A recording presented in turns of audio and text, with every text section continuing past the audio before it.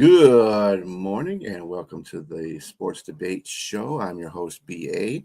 Got James Martin and Jack Hirsch with me. First show of 2026. It is December 3rd. Hope you fellas are doing real good this morning. We have very good debate questions going on. We're going to start with the hottest debate topics because this is how we do it. First one today for the question. Would Lane Kiffin be justified to now insist that his assistant coaches no longer be involved with Ole Miss during their playoff run? I'm going to give that one to James because he's more associated with that. Yeah, well, first of all, good morning to you guys and Morning. Happy New Year. I'm glad to be with you guys at the start of the new year. Hopefully, this is a great one for you all. Um, Lane Kiffin there's a lot to unpack in that question. He, for those of you viewers out there, if you're not into football or if you're hiding under a rock or anything like that, obviously you know Lane Kiffin was the coach of the Ole Miss Rebels, and he's had a tumultuous, kind of rocky career, and has had the best time I think of his career with Ole Miss. And this year, obviously, would have been the best time, but he just elected to leave and go leave Ole Miss for LSU and a conference rival, and he wanted to continue to coach his Ole Miss throughout the playoffs since they made the playoffs. And Ole Miss decided not to, rightfully so. I don't blame them for not doing that. And it looked like as a kind gesture. I don't know if that's with Lane Kiffin. Is that really a kind gesture, or just to keep his name in the mix in allowing his assistant coaches to go and coach Ole Miss throughout the playoffs? And I'm thinking, just like everybody else, that Ole Miss is probably going to be one and done. But here they are, headed to the semifinals. They won 2 games. And so that makes it very difficult for a coach like Lane Kiffin, who's trying to get everything together on his side at LSU and needing his coaches who are traveling back and forth to Baton Rouge to Mississippi to go and to coach these players continuously throughout the playoffs and get themselves ready throughout getting ready for spring, getting ready for the transfer portal, everything that comes with football that's during this time. I think that he should let his players stay, honestly, and continue to coach, because he shouldn't have let them go in the first place. It's going to look really bad if he decides to pull them. But now I'm thinking, from what I gather right now, both Ole Miss and Lane Kiffin in his camp are going to split ways. So it's a strong possibility that his coaches will not be there when they play on the next game. Because from what I've been seeing, and to me, I disagree with that. I think that they should stay there because you put them there in the first place. Why? I don't think maybe weren't that the expectations weren't that they would win this far, probably for Lane's camp. And the other situation is that tampering is a big particular question here. It's whether or not they're trying to recruit players to come to LSU once they're done. That's just a part of the game. They neither. I don't think Ole Miss should have accepted the coaches if they didn't want Lane Kiffin to come there. They should have accepted the coaches, and I don't think Lane Kiffin should have allowed his coaches to go there because of where we are now. I think that should have even happened, but since they're here, it's going to look bad on both parts, on both the team, on Ole Miss and on Lane Kiffin if they pull them. I think that they should stay there.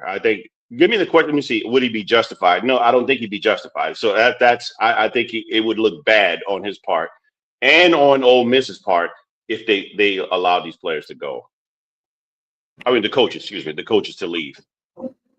Yeah, James, are you running for political office? Because you seem to be avoiding the question. You're bumbling around like I can't. I'm trying to make sense of what you're saying. I mean, you're kind of all over. You're here, you're there, you're everywhere. Yeah, you go, yes, no, yes, no, yes, no. You're darting in and out, just smoother than Terrence Crawford bouncing in and out. I mean, is Lane, but it seems to me that you feel that Lane Kiffin is not justified to pull his coaches back at this point. Am I correct? He's not Correct. justified. I'm going to say he is justified to pull his coaches back. I mean, Ole Miss isn't naive. You mean to tell me Ole Miss couldn't anticipate this situation happening before the playoffs with the transfer portal? You mean they were completely asleep at the switch, Ole Miss? That's incompetence if that's the case. Either that or they had no confidence at all that their team could advance, that Ole Miss themselves thought they'd be one and done. Are they in la la land? It's transfer portal time. Call Lane Kiffin vindictive all you want. Call him the biggest blankety blank all you want, but this is business. The transfer portal's coming up. He needs his coaches there. Everyone has their coaches there at this period. So should he be the only one who's not? I mean, he did offer to coach at Ole Miss. Had Lane Kiffin been coaching at Ole Miss through the playoffs, he would be there now. Obviously, he'd be doing double duty, doing his LSU, stuff in addition to Ole Miss, but his coaches would be at Ole Miss with him. So you mean to tell me Ole Miss is saying to Lane Kiffin, if you're going to LSU, you can't coach here through the playoffs, but they're accepting his assistance? There's something off here. His assistants are gone. So why are they accepting them but not Lane Kiffin? Okay. So that to me, what you just said, you just fed into what I'm saying. If Lane Kiffin were coaching, would he have quit and walked away at this point in time because of what's going on? He wouldn't walk away. I mean, he'd be too vain for that. He'd be too vain to say, I'm going to continue coaching Ole Miss until we get to the end. If we get to the end, so be it. It's what it is. I won a championship with them, and now I'm gone. So why not let your coaches stay? If that's the case, why? There's no way Lane Kiffin would have left himself. So why are you going to pull your coaches away from the situation because they're still winning there? But I hear from what I hear again. Ole Miss doesn't want them there any longer because of the potential tampering, which is goofy. I think both parties are goofy right now for what they've done. But in the situation, you just can't pull away because it's going to look bad on Lane Kiffin and his program. And because LSU, if I'm LSU, I'm looking at you sideways. I mean, because why are you going to pull away now when you have the potential to actually win a championship? Because I mean, to be honest with you, they're in a situation to win only because of Lane Kiffin. All this is because of Lane Kiffin. So it makes him look good if they stay there and go all the way to the end. No matter, even if they don't get to the end, getting this far is just a testament to what he's built there. What he's built there. So I just think that no, there's no way you should allow those guys to leave. Well, you can't go with a skeleton crew. You need assistant coaches at some point. This isn't baseball. You could lose every single coach in baseball, and the players could band together and make up a lineup, go to the bullpen, maybe not as effectively, but the team could conceivably win without a manager and coaches. In baseball, certain sports, even maybe basketball, you throw the right players out there, you can get by. Something about football, it's a little too complicated, even on the college level. But again, the question is, would Lane Kiffin be justified? You can't say he wouldn't be justified because it wasn't agreed upon beforehand with Lane Kiffin what the deal would be as the playoffs progressed. I mean, what was agreed? Nothing was agreed upon with him in Ole Miss once he left. I mean, that he was it even discussed, and it is discussed in a way, but discussed with his coaches. Okay, what was going to be? was, did everyone just think, oh, we'll be out of here in 1 week with the playoffs. Lane Kiffin's going to look good because he allowed his coaches to coach there. He didn't bail out on Ole Miss, but it hasn't quite worked out that way. And you could say all you want, give Lane Kiffin credit if they won, they're winning with his team. But believe me, the narrative is going to be if Ole Miss goes all the way, we did it without Lane Kiffin. That's the mentality, right or wrong. I'm not saying that's the correct attitude to take. I'm just saying what the narrative is going to be. They're not going to be thinking, well, they so much won with Lane Kiffin as much as they're going to think we won it without him. I mean, I'm not saying that's the correct thing to think. I'm just saying that's what the narrative is going to be. And Lane Kiffin knows it. So he probably has mixed feelings. He could say all he wants. Oh, I'm rooting for Ole Miss to go all the way. They're my kids. A large part of them will be relieved if they get eliminated. It really will. He's not going to be upset if they get eliminated. Well, I'll tell you this: if he did pull this assistant coaches right now, that would definitely be an a-hole move by him to do that during the playoffs, and they already got into the second round, basically. So, yeah, I wouldn't think he'd be justified. I don't think he would do that anyway. I mean, there's a lot of things that Lane Kiffin is, but I don't think he's that kind of a guy. I think he's going to keep him in there as long as he can. He's just going to have to work around it. That's all. No, I think from what I understand that both are like almost mutually agreeing that they should go because right now, yes, because that's cool. Ole Miss is James, who's going to coach for Ole Miss? Where they're getting assistance from? I don't know. I don't know, but yeah, the next home game they're going to have people come out the stands and who wants to go? Yeah, I mean, it's important in football. I mean, it's important. Culture is important in any sport. Don't misunderstand me. More important in football. I know I coached on the high school level, and I once had an opportunity to coach football, to go for the job interview, the whole thing. I didn't want to know from it. I wouldn't have been qualified to coach football. I would have been lost. Basketball, baseball, you can coach those sports. Even bowling, you get a book, you read up on it. Football, man, that's complicated. Yeah, I mean, I'm pretty sure there are other guys like or other scouts or certain coordinators that passing game coordinators or whatnot that probably move up or in position to move up. But I don't know. I mean, I'm just telling you what from what I'm hearing is that Ole Miss is in the situation where the tampering is going on, and that's where their feelings are, is that they don't want this to go on any longer. But it's like you said, Jack.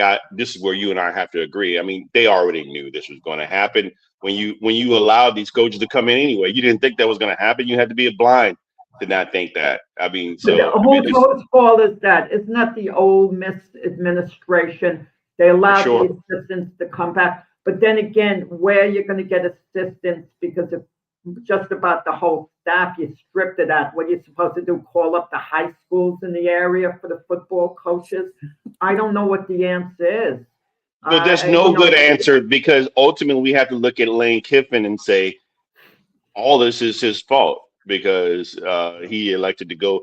And not only did he elect to leave, obviously he elected to leave and go to interconference rival, and so it just makes the whole situation just like fall right into a big mess. And so if you really want to put it into somebody's fault, it's the NCAA's fault because they don't have any these rules. This stuff has got to change.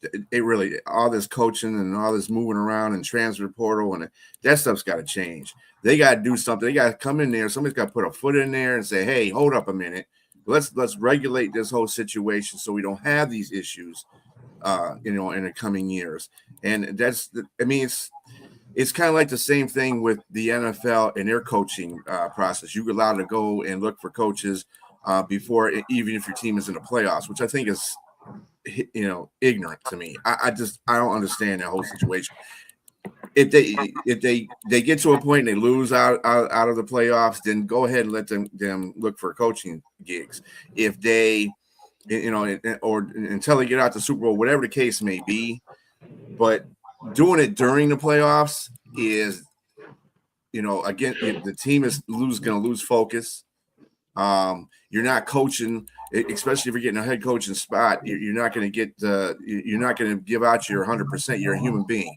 You already got a job. Why the heck would I want to, continue doing this one? You do it, but it's like a half-ass kind of thing that you're doing. So I mean, it's kind of, to me, the same way it's going to be in the NCAA. They got to do something about that. They have to make some kind of rules and regulations so we don't have any of this problem. And Lane Kiffin doesn't look like an ass, and neither does Ole Miss. So, yeah, I don't know. But Lane Kiffin is entitled to leave. Any coach is entitled to leave, because if they weren't winning, coaches get fired in season. Look at James Franklin. A highly successful coach at Penn State. He got off to a terrible start this year, and he got fired. So why shouldn't coaches be allowed to leave if they're very successful? I don't want to hear, well, they're abandoning the school. Well, if they're not winning, the school's going to abandon them. Look at LSU. Jack, I mean, the reason Jack, he abandoned in the first place because they fired their coach.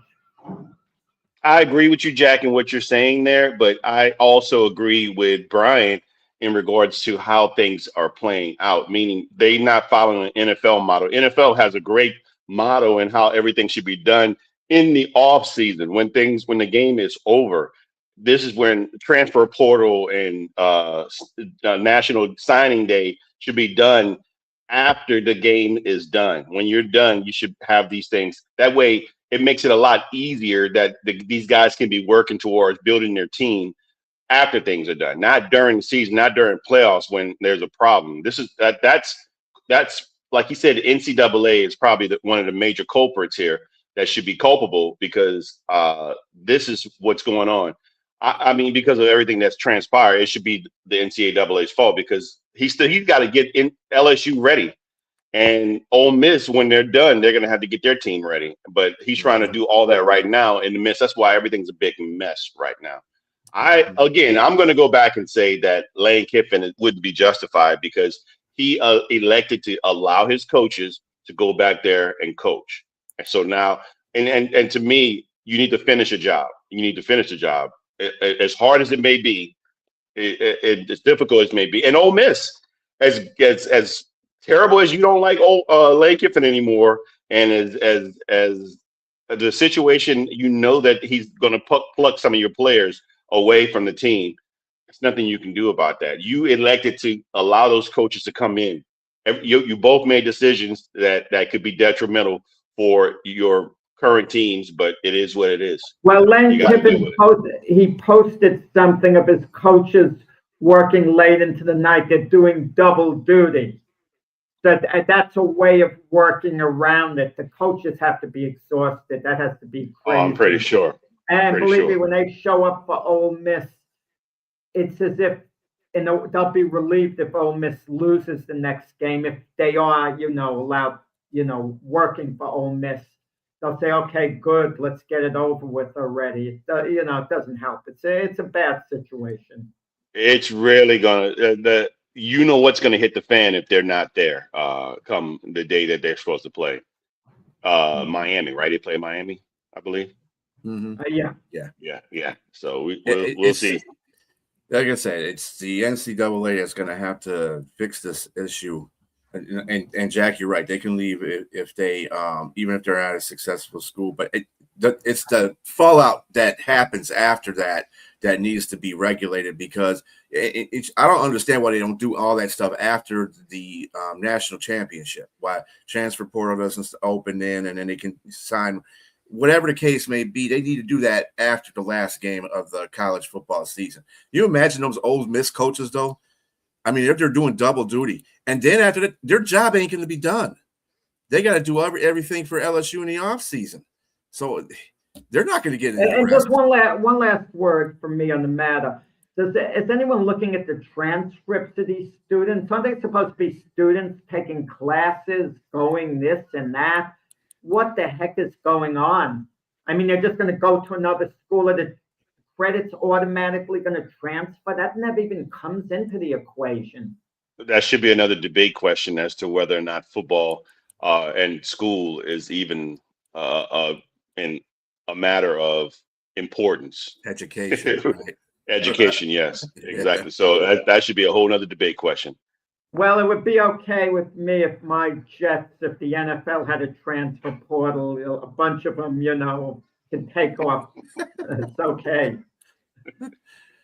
It's kind of, college teams are kind of like pro teams that have schools built into their stadium. Basically, that's what it is. Okay, next question. The New England Patriots say they're supporting Stephon Diggs over what has recently transpired off field. Do you have a problem with that? Go ahead, Jack. I have a big problem with it. Years ago, the Patriots drafted a player, Christian Peter. I forgot what round he was drafted in, nose tackle, pretty good player, actually. And he did have years in the NFL, but they found out right after drafting him, Robert Kraft, the owner, found out he committed certain things in college which weren't too good, put it that way. I don't remember the exact 1996. Okay, and I don't remember yeah, go ahead, James, on that. Yeah, well, I was going to say, it's funny you mentioned that. I looked that up, and it was his wife that didn't want him on there because it was violence against, I think it was domestic violence against women. And it was Myra Kraft that didn't want him. And this is where what spawned the Patriot way. And I mean, he was a fifth round draft pick. Okay, yeah. I actually remember him playing at a charity basketball game that involved boxes, and I remember him kind of playfully slapping the kid around who was guarding him. No, not violently, we kind of showed that rough side of him a little. He didn't do anything illegal, that terrible, don't get me wrong. But I remember at the time Robert Kraft saying drafting him was a mistake.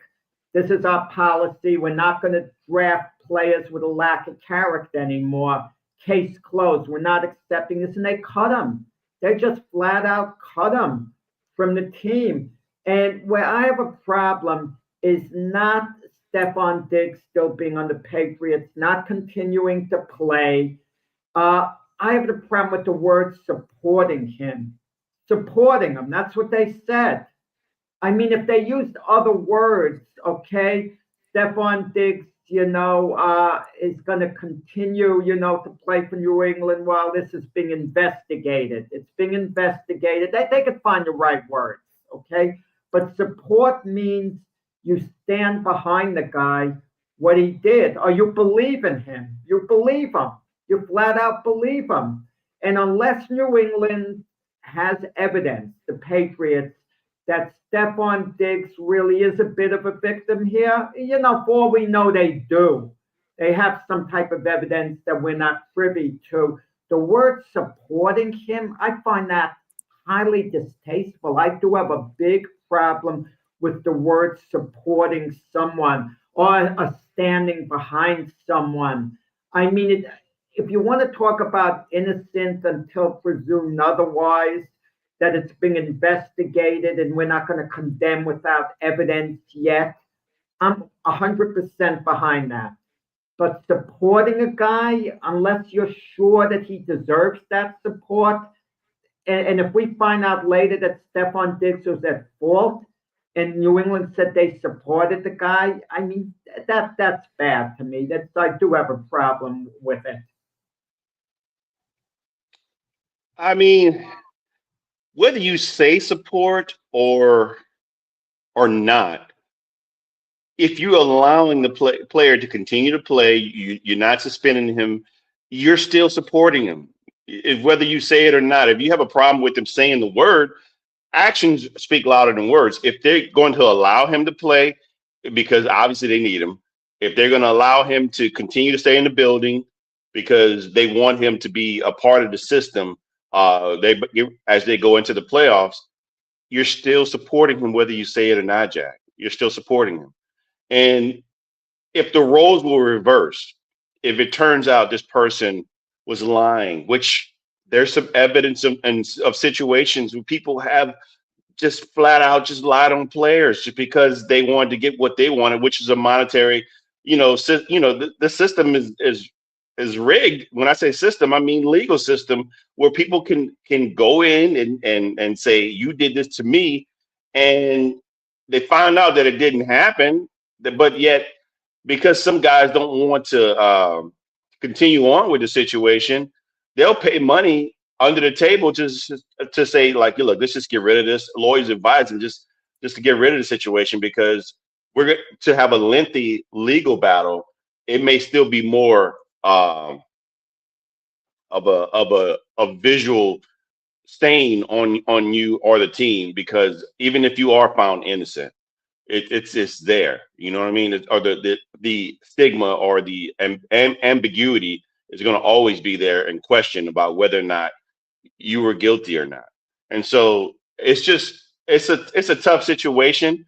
And I'm not saying he's guilty, and nor am I saying he's innocent. Due process, it should be there and allow this person to go through, because there are situations, forget football, where guys have been blatantly lied on, people have been blatantly lied on, and where the system was just was rigged against the player. I mean, against, not forget a player, people. I mean, we're talking about, forget as a black person, we're talking about back in the day, the Central Park Five or whatever those kids were.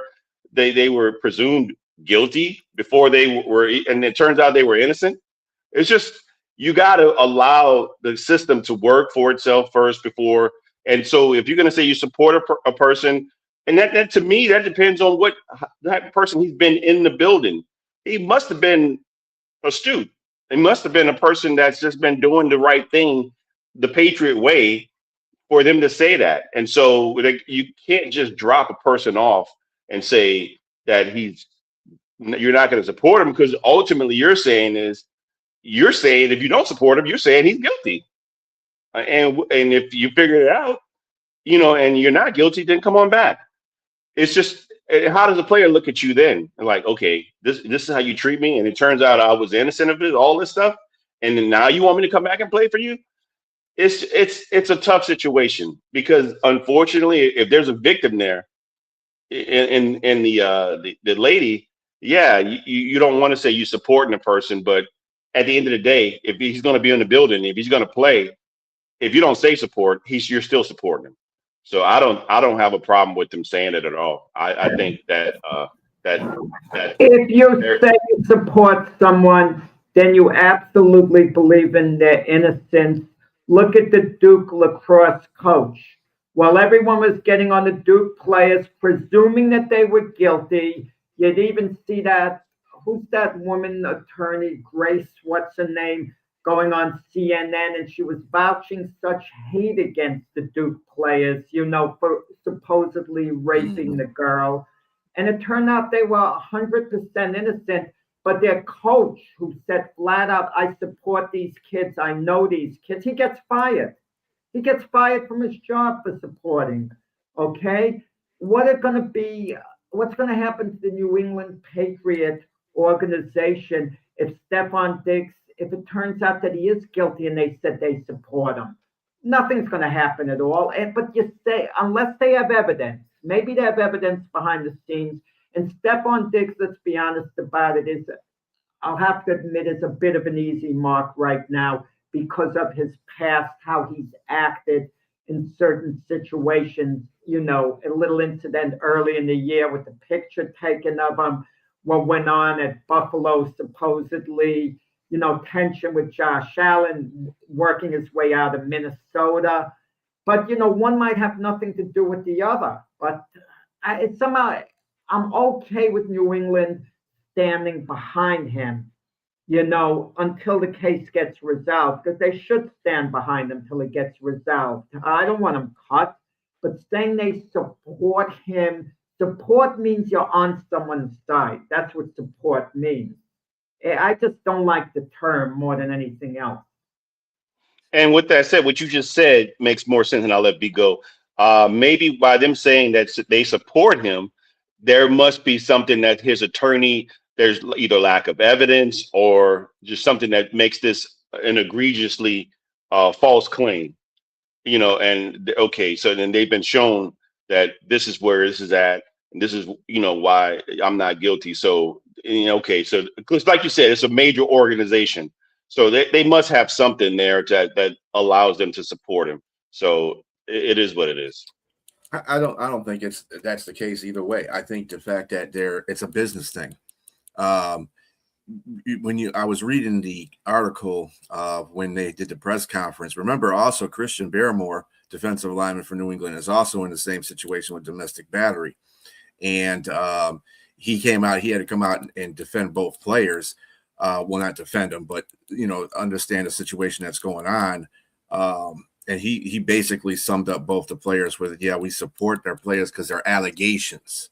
Those are allegations. When he says they're allegations, so we support them.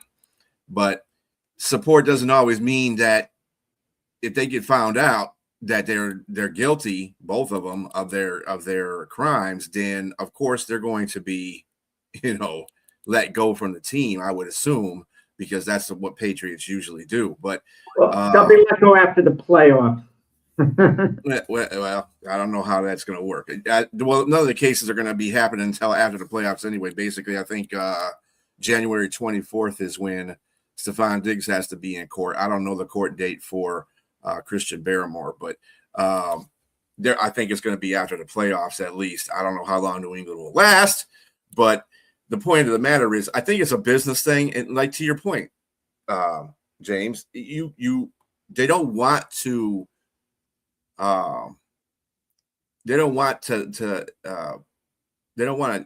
get the player to be thinking that, oh, well, you don't support me, and then I found out that you are innocent, and then they say, oh yeah, you come back. That would be ridiculous. I wouldn't go back if I was the player. I was like, oh, okay, well, you didn't stand behind me when and I told you I was innocent, blah blah blah. So it's a two-way street. It cuts like a knife sometimes. So you got to make sure that you do what's best for your team at that moment. And I think that's what Vrabel did. He just said, it's allegations. He filed allegations by we support these, because of these allegations, we will support our players. But there's kind of a but if you're guilty, see you later. So, yeah, I think it's just a two-way street for that situation. I don't really think the support is as heartfelt as you're making it, Jack, because, again, it's a business thing, and they don't want to alienate their players in this situation. So, yeah, I'm not – yeah. Morning, Richard. All right. Next question. Does Eli Manning deserve to be inducted into the Pro Football Hall of Fame sometime in the next few years? We'll give it back to you, Jack, on that one. Yeah, I mean, he absolutely does. Maybe not this year, because you can't induct him ahead of Drew Brees. You can't induct him ahead of Larry Fitzgerald. I get all that. So when you have two slam dunk Hall of Famers, they go in ahead of Eli Manning. Is Eli Manning a slam dunk Hall of Famer? No. But slam dunk Hall of Famers are his brother Peyton, Tom Brady, John Elway, Dan Marino, Drew Brees, Aaron Rodgers, even Ben Roethlisberger. Those guys are slam dunk Hall of Famers. Eli's not a slam dunk Hall of Famer, but he is a Hall of Famer.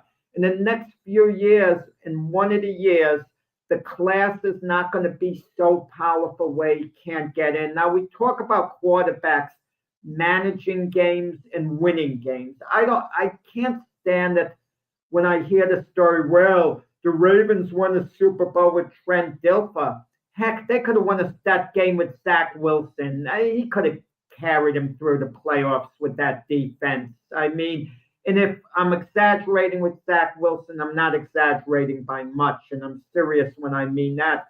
So don't give me the Trent Dilfer line. Eli Manning went out and he won both Super Bowl games. He took the Giants down the field in their last possessions. He won those games.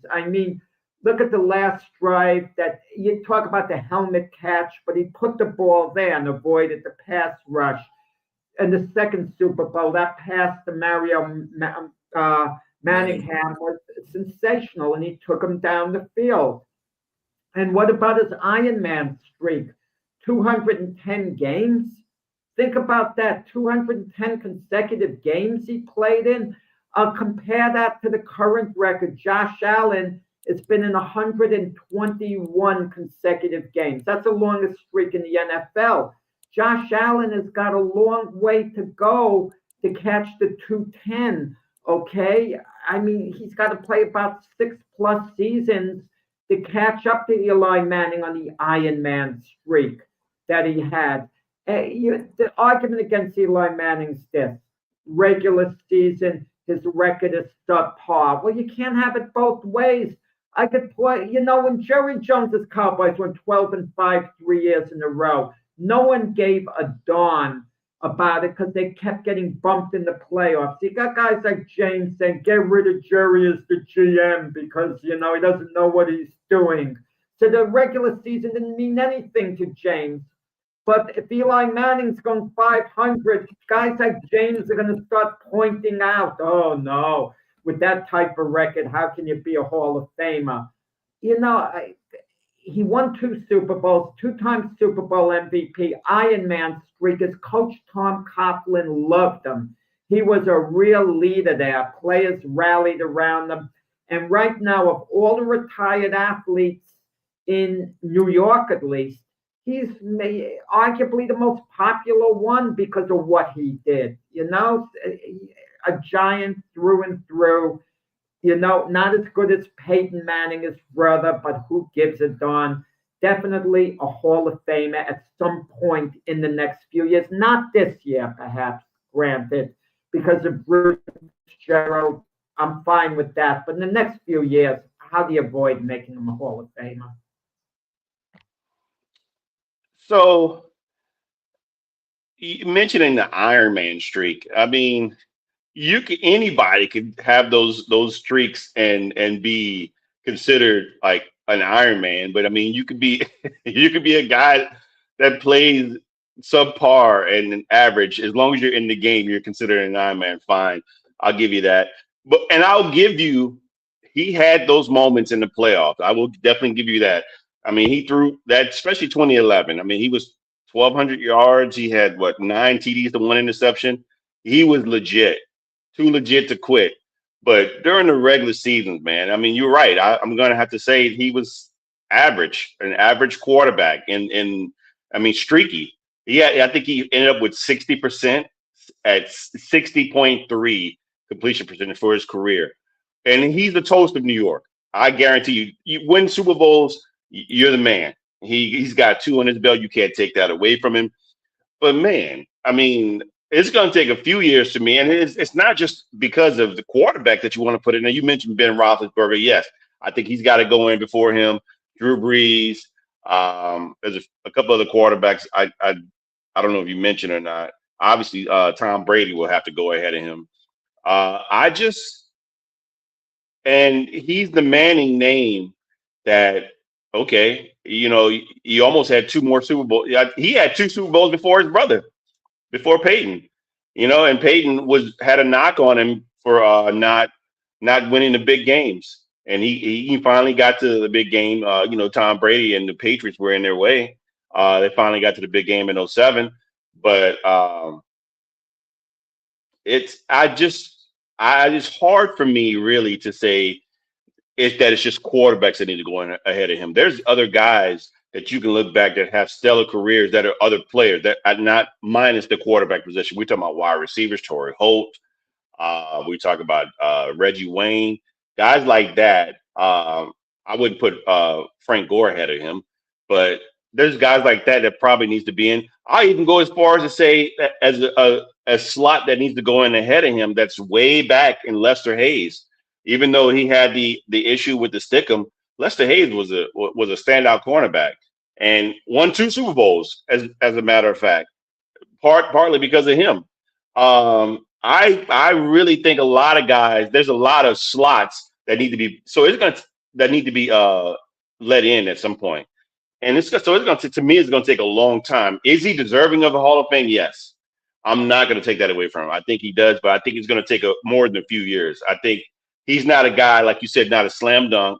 But then at the same time, there's a lot of guys that weren't slam dunks that probably deserve to get their spot in ahead of him, because I just didn't see, like, again, it takes a team. That '07 team was mainly because of the defense. You said the helmet catch, fine, but the defense held the Patriot undefeated team to 14 points. So I just think mostly it was the defense that won that. Now the 2011, that was more him. He was clutch as I don't know what. I mean, it was an impressive Super Bowl win for them. That whole playoff run. But I just think that he had a lot of skewed numbers: 57,000 yards, 366 TDs to 244 interceptions is a bad ratio to me. 84.1 passer rating.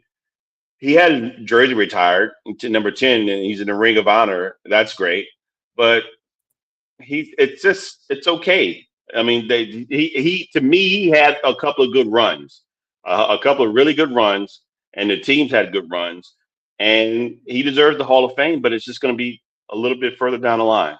That's just my opinion. Any rebuttal to that, Jack? No. Actually, I had a helicopter just come by as you said something now. I think you were addressing me and I couldn't really hear it. I understand what you're saying there, but it's called Hall of Fame as well. And I can make the argument, just like I could say Patrick Ewing is the greatest New York Knicks in team history. I could say that Eli Manning is the greatest Giant quarterback in team history. Some people might say Bill Sims or go back to Charlie Connolly, etc. But I can make that argument. He did it in the toughest market as well. And the Giants never looked to draft a quarterback until the end of Eli's career. If they weren't completely happy with him, they would have maybe looked to address the quarterback situation. And they didn't do it until the very end of his career. And you do it with every quarterback towards the end of his career. So that doesn't really count in that sense. And I could say Joe Namath then doesn't belong in the Hall of Fame. Look at his regular season record. Look at this, look at that. But Joe Willie's historical. One of the most historical names in NFL history. And that alone, should make him a Hall of Famer. But you just mentioned Patrick Ewing. So now, as the greatest Nick. Now, mind you, you said the great, and then you mentioned Eli Manning is the greatest quarterback. No, compare apples to apples. Would you put him in the top 5 of greatest Giants? Eli Manning. I'll give you that. Can you name 5 Giants that are greater than Eli Manning? Giant players who played their position a little better than Eli played his. Yes, because you just mentioned, like you said, I could make an argument that Tiki Barber was a little better running back than Eli was a quarterback. I could make that argument if I wanted to, per se. I mean, LT obviously is the gold standard, and then you look at guys like Harry Carson, etc. Am I going to go back to the day when Frank Gifford played and guys like that? Yeah, because you just mentioned, you said Joe Namath. It's different, but in football it's different. You can't compare one position to the other. That's not true. Because there's a top 100 players all together. I mean, there's a reason you're going to name. But that's gimmick stuff. If I said to you who's a better player, Barry Sanders or Deion Sanders, come on. It's nuanced. It's slightly nuanced, but that's not true. Impact is everything. You can definitely see how a person impacts the game regardless of their position. So I get it. Eli, the answer is yes, because Eli's position was more important than anyone else's position. I don't think so. I mean, his position is, but did he play his position well enough to be in that top 5? That's the thing. That's the question I'm asking. And LT played linebacker. He played outside linebacker. They changed that comparison. I could argue LT was better than Jerry Rice extent, I could rate him ahead of Jerry Rice. You could argue that. Jerry Rice was the, best receiver over the course of his career in NFL history. You could argue that. There's so many. That's another debate question that we can have. I mean, I get it. My point is, the reason why I brought that up because you mentioned Patrick Ewing as the greatest, arguably the greatest Nick. And that there's different positions in basketball is what I'm saying. And so I'm saying comparing apples to apples, you would have to compare Eli Manning at the same. And I could name probably 5 players that I would put ahead of Eli Manning, regardless of position, as a great Giant. They're all Hall of Famers. They'll all be Hall of Famers, the 5 you're going to name. So Sam Huff. Yeah, Sam Huff, who later went to the Washington Redskins. Yeah, but that was before the Super Bowl era. It doesn't matter. It doesn't matter. One could argue that the game was probably harder then, than it is now. So Sam I mean, reportedly was scared out of his wits of Jim Brown. Supposedly. Yeah. I mean, everybody probably was afraid of Jim Brown. So he was bigger than his offensive lineman. So I mean, yeah. I mean, that's again neither here nor there. I think he's going to get in the Super Bowl. I mean, excuse me, in the Hall of Fame at some point. But I think it needs to be far down the line. There's just way too many guys that were good at their position that have been left out and hadn't been included yet. And so I just think he's not a slam dunk for me. I got a comparison that you probably might even scoff at, and it's to a current player that plays. Jalen Hurts doesn't really have the greatest seasons, but when he gets in the playoffs into the Super Bowl, that dude plays, and he's won an MVP in one. He almost should have won an MVP in another one had he not thrown that pick six. He probably won the MVP in that one. Kind of reminds me of the same thing that Eli Manning did over his career. He wasn't the greatest quarterback. He was a leader, but he wasn't the greatest quarterback on ever to play during a regular season. But when it came to the playoffs, he sparkled. And I think that's the same thing that Jalen Hurts is. So we might have this conversation about Jalen Hurts 10 years down the road. Correct. If Jalen Hurts plays 6-7 more years, and he's a starter for the Eagles, yeah, he'll be a Hall of Famer. Yeah. Yeah. Now, by the way, Jack, Brett Favre has the most consecutive starts. 297. No. I said Iron Man, what Eli had. I didn't say you had the record. Oh. Okay. I think he was second, if I'm not mistaken. Yeah, he should. I think he is second. Yeah. Nobody's catching Brett Favre. And he beat Brett Favre. He beat Brett Favre in the NFC Championship game in Green Bay, sub-0 degree weather. Eli actually, that was one Brett on the Favre. run that run they went on. Yeah. Yeah. And I think Brett Favre threw an interception to seal that game, didn't he? Yeah, he threw an interception and they sealed that game. All right. Next question, real quick here, between Draymond Green, DK Metcalf, and Anthony Edwards, whose recent conduct do you think is the worst? Go ahead, James. Well, let's give context. Draymond Green and his coach on the sideline, as you know, Draymond can be controversial, but he got into not a scuffle, but a banter of words with the coach, and so that's not uncommon for him. It's not the newest thing. So that's what happened with him. In regards to DK Metcalf, if you're again sleeping under a rock, DK Metcalf with the fan walked over to a fan, got into a verbal discussion, a verbal altercation, and then hit the fan. And in regards to Anthony Edwards, if you again don't know for context, if you don't know what happened, he got benched, or the whole offensive or the team, the starters got benched with 8 minutes left, and he was scoring like 30 points, but they were down by like I think 30 or so points with 8 minutes left, and he walked away off the bench into the locker room and never to return. So for me, all those things are egregious. Everything that was done is just pretty much egregious. Draymond, to me, it always seems to be a sign of disrespect, to whether it's to a player, to a coach, or to a ref. He just seemed to be very disrespectful. DK Metcalf putting his hands on a fan is just out of line. You just can't do it. I don't care what someone's saying to you. And in regards to Anthony Edwards, that's one of the most immature things I've seen. That's to me, that's why they're not winning the way they should be, because there's some level of immaturity there. But of the three, I'm gonna go with DK Metcalf. There's just no way you can put your hand on somebody. I don't care if somebody calls you the N word.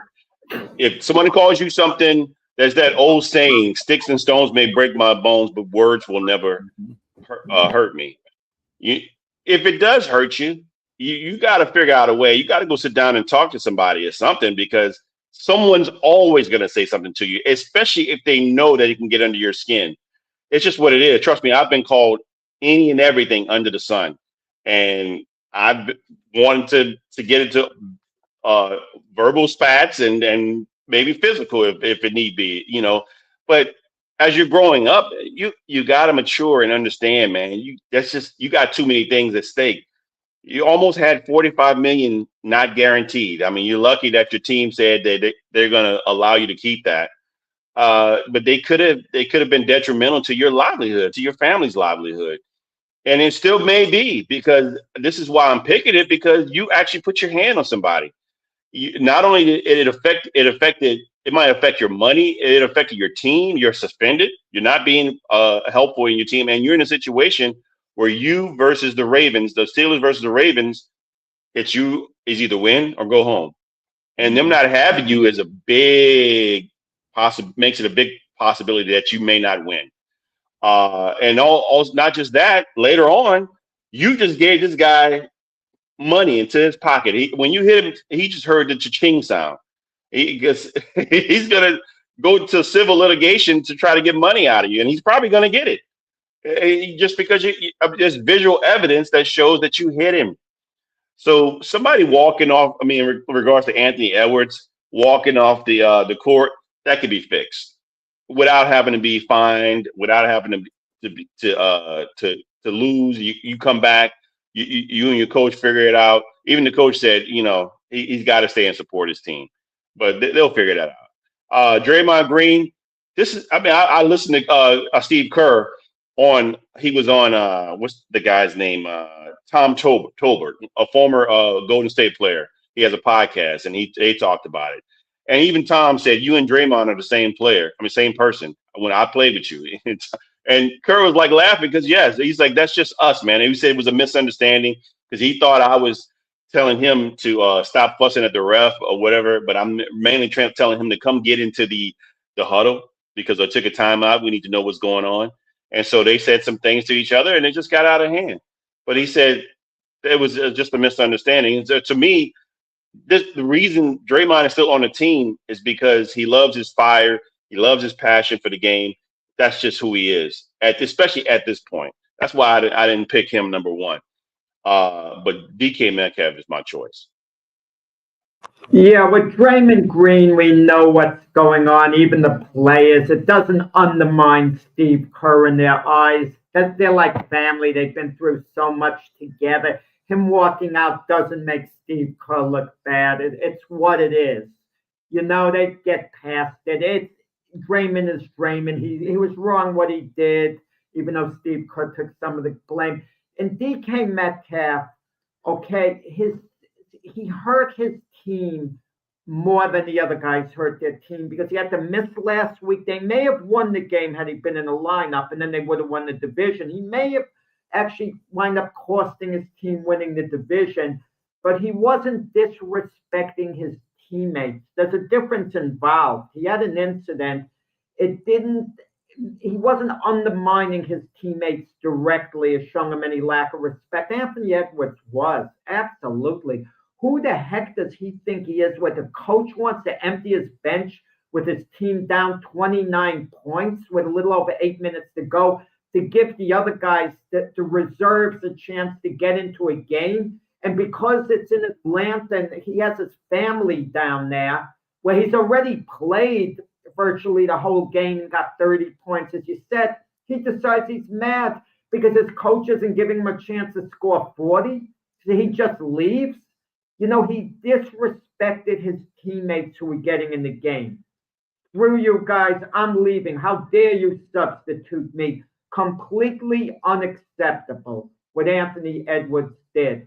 That's the worst of the three guys. DK Metcalf is the most damaging to his team, but he was, again, it was separate from the team in itself. He went off to the side. He dealt with the fan. It was awful. He wasn't disrespecting his teammates at the moment it happened. Anthony Edwards absolutely was unacceptable. The Timberwolves should come down extra hard on him. You leave the bench, at least suspend him one game and let him know what the deal is. Disgusted with Anthony Edwards' behavior. Yeah, I mean Draymond Green. Yeah, I know Draymond Green. Steve Kerr dismissed him from that whole situation too. Told him to go back to the locker room. So that's kind of like that's Draymond. You say disrespect, but I don't really think he's disrespected, because if that was the case, he wouldn't have done that. He understands. It's kind of like the son-father role kind of like thing going on with him and Kerr. So he told him to get off the court. He said, "Like, go take a timeout." He put him in timeout. So, and he did. Draymond's like that anyway. That's just what kind of player he is. He's been like that ever since he's been in college. So that's just what you take what you get. DK Metcalf, for him to walk all the way to the fan to do what he did, tells you right there the dude has no self-discipline. You need to have self-discipline. And yes, that's disrespectful to your team, because what you did, you cost your team, your presence in 2 games. And 2 detrimental games too, because they should have beat Cleveland, but they couldn't beat Cleveland because they don't have their number 1 receiver out there. So I mean, you disrespected the team, in my opinion, just by doing that. And Anthony Edwards, that dude is just a man. He's got to get some help. That dude don't get any help, man. He's gonna be a quote. I don't mean to put it in the terms that's a violent term, but he's a loaded gun. Okay, that dude's gonna be. Somebody's got to settle his behind down sometime, and he's just being detrimental to his team. I don't know necessarily if he's carrying it off onto the off the field, but dude, you can't be doing that. You can't be doing that kind of stuff on a court.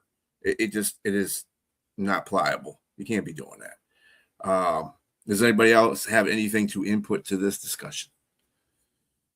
No, not really. We have very little time left. I understand it's going to hurt the Steelers in all probability, unless they beat the Ravens. It's going to hurt them more than it's going to hurt the Timberwolves. The Timberwolves, it's not going to cost them a game unless they suspend Anthony Edwards a game and they lose that game. And even if they do, it's just a regular season game amongst many.